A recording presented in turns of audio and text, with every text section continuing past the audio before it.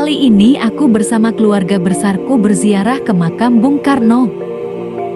Pengunjung hanya bisa datang mulai pagi hingga sore hari, karena makam Bung Karno buka pukul 7 pagi sampai 5 sore.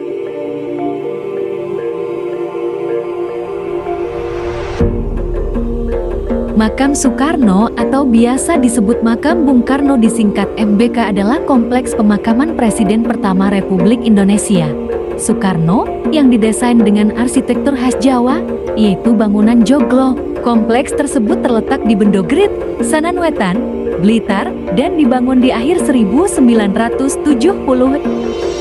Selama masa transisi ke Orde Baru, mantan Presiden Republik Indonesia Soekarno merupakan seorang tahanan rumah. Soekarno mewasiatkan untuk dikuburkan di suatu makam yang sederhana di dekat Istana Bogor. Setelah wafatnya Soekarno pada tanggal 21 Juni tahun 1970, Presiden Soeharto memutuskan untuk memakamkan beliau di pemakaman umum di Kota Blitar, Jawa Timur, di samping makam ibunya Ida Alunyuman-Rai. Keluarga besar Soekarno memprotes keputusan ini, dan Surat Kabar Merdeka yang notabene anti Soeharto menerbitkan suatu editorial yang mengklaim bahwa Bung Karno berwasiat untuk dimakamkan di Bandung. Belakangan, dalam autobiografinya Soeharto menyatakan bahwa keluarga besar Soekarno berselisih paham tentang lokasi pemakaman tersebut, dan ia memutuskan untuk memakamkan Soekarno di Blitar karena hubungannya yang dekat dengan ibunya selama hidup. Pandangan sejarawan menganggap bahwa Soeharto memutuskan lokasi makam yang jauh dari Jakarta, sehingga peziarah tidak terlalu dekat ke pusat politik. Tahun-tahun pertama setelah pemakaman, banyak peziarah yang datang ke makam tersebut, dan mereka sering mengambil sedikit tanah dari makam tersebut, sampai pengurus makam khawatir bahwa semuanya akan habis. Hal ini memaksa pemerintah untuk membatasi jumlah pengunjung. Sekitar tahun 1977, nama Soekarno mulai dipulihkan oleh pemerintah Orde Baru, dan sebagai bagian proses ini, makam di Blitar mulai direhabilitasi, antara lain dengan pembangunan suatu mausoleum.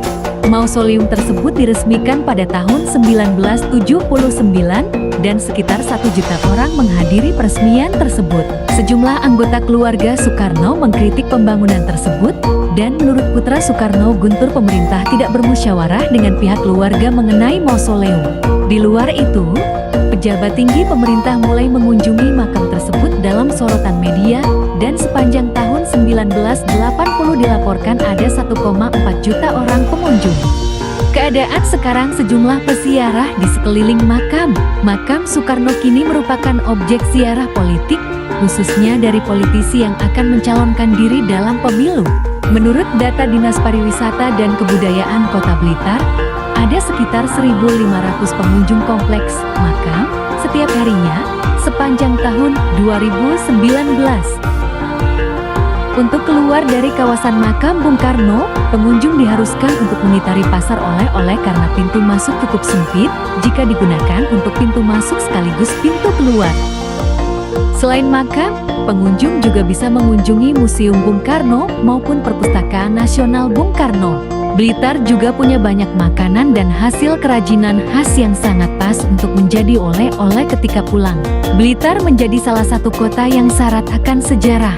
Namun bila Anda berkunjung ke Blitar, jangan lupa pula untuk membawa oleh-oleh, ya.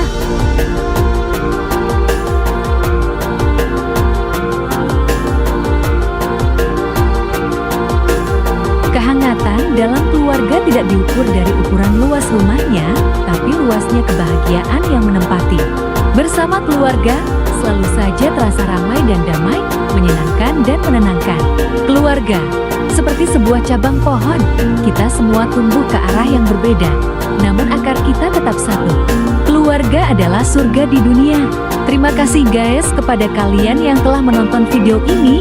Jangan lupa tekan tombol subscribe-nya dan nyalakan notifikasinya. Sejauh apapun kamu pergi, keluarga adalah tempat kamu pulang.